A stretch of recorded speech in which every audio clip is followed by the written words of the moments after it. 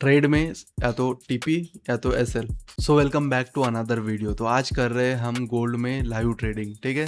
तो यहाँ पर मैं जो सेटअप है वो सबसे पहले आप सबके साथ एक्सप्लेन कर देता हूँ। जो मेरी एनालिसिस है वो आप सबके साथ एक्सप्लेन कर देता हूँ, ठीक है।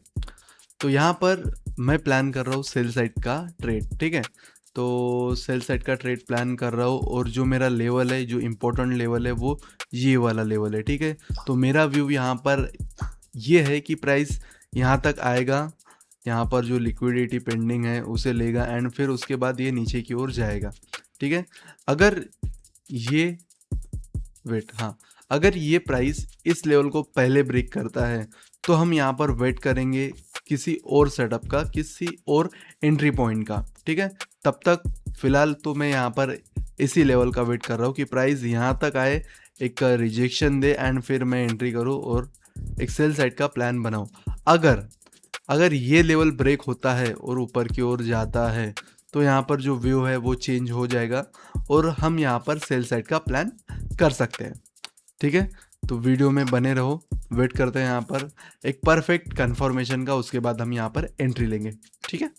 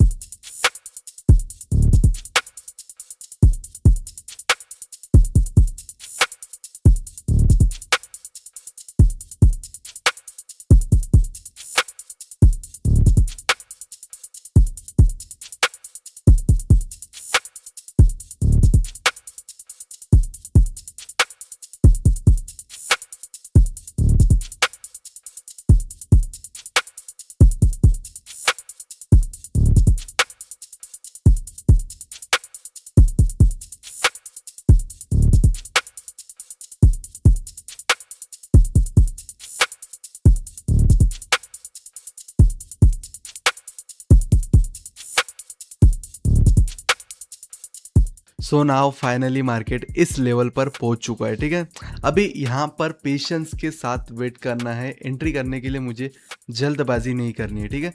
अगर प्राइस इस लेवल के ऊपर क्लोज होता है, ब्रेकआउट देता है और नेक्स्ट कैंडल भी ऊपर की तरफ ही बनाता है, मतलब यहाँ कहीं चला जाता है, तो यहाँ पर इस एंट्री को हम अवॉइड करेंगे, ठीक है। मतलब इसे छोड़ देंगे, इसे इसमें एंटर नहीं होंगे।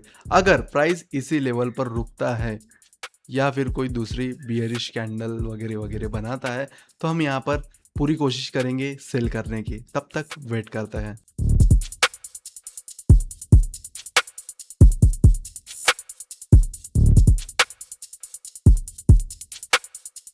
अगर हम इस लेवल पर एंट्री करते हैं, ठीक है, तो यहाँ हमारा स्टॉप लॉस करीब करीब 70 पिप्स का रहेगा एंड टीपी करीब करीब 200 पिप्स का रहेगा, ठीक है। बट कंफर्मेशन मिलना इम्पोर्टेंट है। जब तक यहाँ पर कंफर्मेशन मिलता नहीं है तब तक जो एंट्री है वो कंफर्म नहीं करेंगे, ठीक है।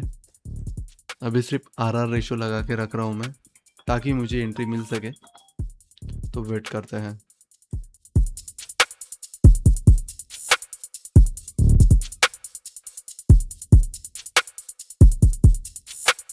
प्राइस इस लेवल के ऊपर क्लोजिंग देने की कोशिश कर रहा है, बट फिर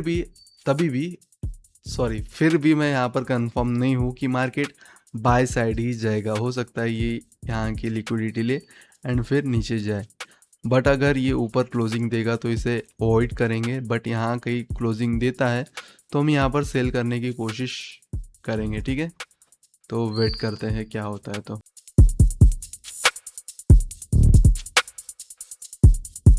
तो प्राइस ने इस लेवल के ऊपर क्लोजिंग दे दी है, तो इस लेवल को अभी फ़िलहाल हम अवॉइड करते हैं, ठीक है। अभी हम इस लास्ट लेवल पर फोकस करेंगे, ठीक है। अगर इसे भी ब्रेक कर देता है तो फिर प्राइस यहाँ से पलट सकता है, ठीक है।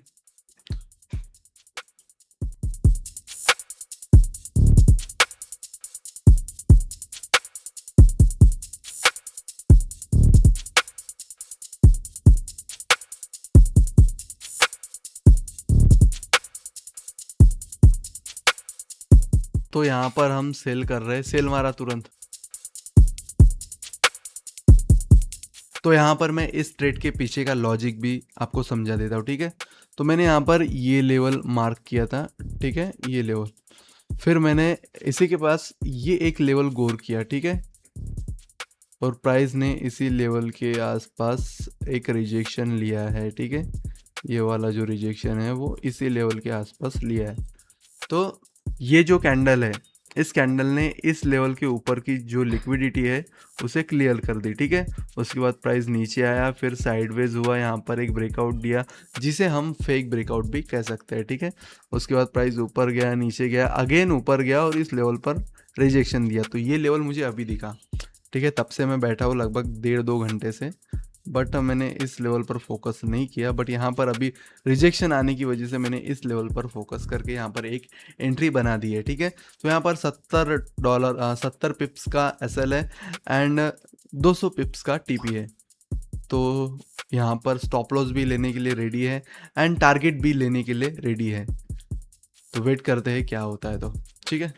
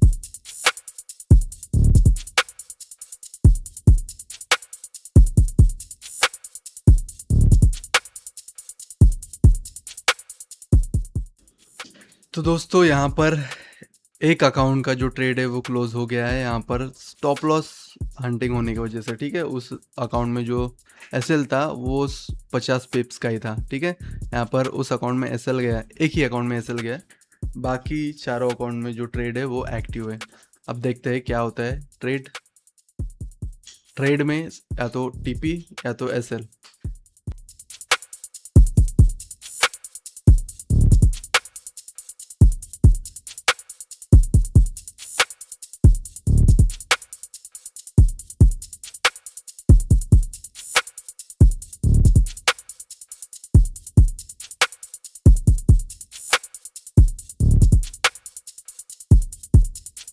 तो यहाँ पर जो न्यूज़ वाली कैंडल है उसने लगभग 140 पिप्स का मोमेंटम दिया, बट यहाँ पर जो टारगेट है वो थोड़ा बड़ा है हमारा।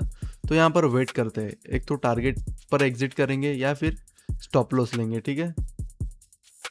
तो वेट करते हैं, देखते हैं क्या होता है। तो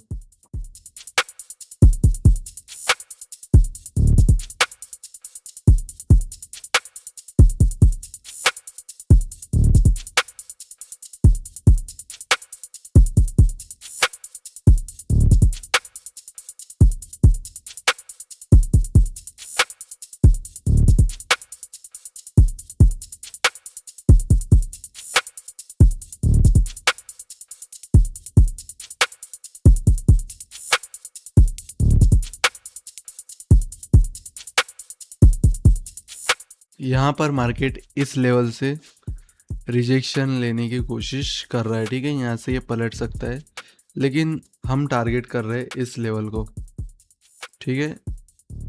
इस लेवल को हम टारगेट कर रहे हैं। मुझे लगता है कि प्राइस यहाँ तक तो आएगा, ठीक है। तो स्टिल यहाँ पर वेट करते हैं टारगेट तक का। जब टारगेट हिट होगा तभी हम एग्जिट करेंगे।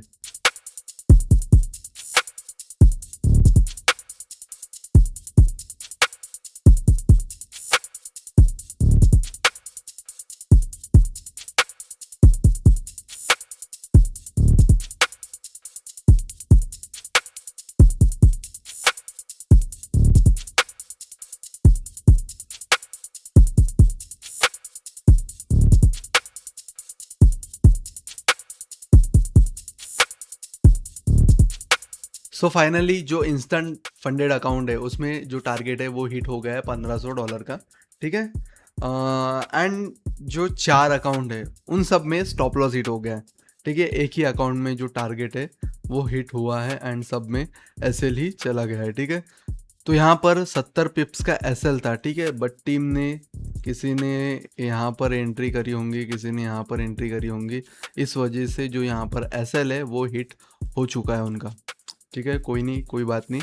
एक अकाउंट में जो ट्रेड है वो सक्सेसफुल टारगेट हिट हो गया है, ठीक है। मतलब यहाँ पर अभी जो अपन ट्रेड से एग्जिट हो चुके हैं और यहाँ पर हमने बुक करे हैं लगभग $1500, ठीक है, मतलब $150 1:2 का रिस्क टू रिवॉर्ड रेशियो इस ट्रेड में अचीव करा है, ठीक है। बाकी सब में एसएल हुआ है, बस एक ही अकाउंट है जिसमें टीपी हिट हुआ है। तो इस स्ट्रीम को अपन यहीं पर एंड करता है $1500 के टीपी के साथ। अगर आप इंस्टेंट फंडेड या फिर फंडेड अकाउंट में इंटरेस्टेड हो तो एक्वा फंडेड की लिंक मैंने नीचे डिस्क्रिप्शन में डाल दी है, वहां पर जाकर आप अकाउंट परचेस कर सकते हो, ठीक है। अगर वीडियो में आपको कुछ भी नया सीखने को मिला तो वीडियो को लाइक कर देना। अगर आपके मन में कोई भी डाउट है तो कमेंट बॉक्स है ही, उसमें ड्रॉप कर देना एंड चैनल को सब्सक्राइब भी कर देना। इसी के साथ वीडियो शुरू से लेकर एंड तक देखने के लिए आप सबका दिल से धन्यवाद। मिलते हैं नेक्स्ट वीडियो में।